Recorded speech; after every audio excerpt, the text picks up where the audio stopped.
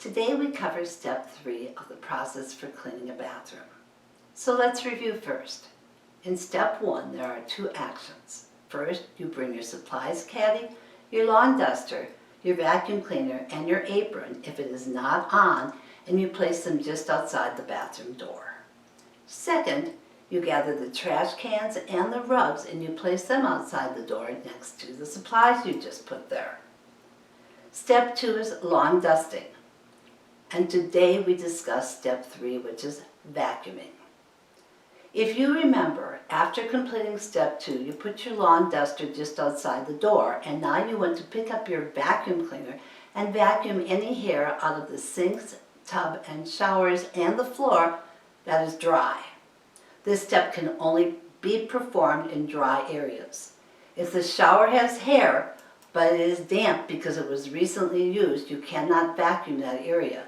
But you can do the remainder of the bath if it is dry. How you perform this task, which vacuum you should use, should be documented in your procedure manual. For the purpose of process, we just want our trainee to know that step 3 is vacuuming where it is dry. There is no more perfect time to vacuum. Hair gets stuck on microfiber towels, but it still seems to fall off.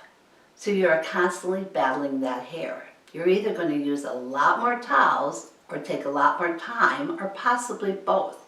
Get that hair out of there when you can, when it is dry. Also, the fastest way to rinse the shower area is to get a pail of water and throw that pail against the walls, which has a lot of force. It gets the soap scum off that you just scrubbed. It washes it down the drain because of the force, and it goes really fast, much faster than that little cup. If there is no shower sprayer. If there's shower sprayer, of course, that is always the first thing you want to use.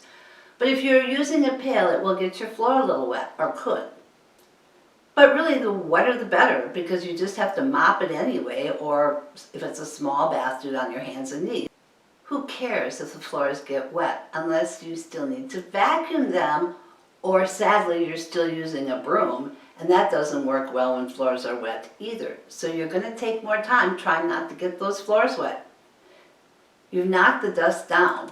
Go ahead and get those floors done. There will be little more falling on those floors, and you can catch that when you mop them or do them on your hands and knees. So, let's review. There are 2 actions in step 1. They are: bring your supplies caddy, your lawn duster, your vacuum cleaner, and your apron and put them just outside the door. Next, gather up your rugs and your trash and put them next to the supplies. Step 2, grab your lawn duster and start by the right-hand side of the door and work your way around the bathroom top and bottom. Step 3 is vacuuming where it is dry, and I will see you tomorrow for step 4, pre-treating.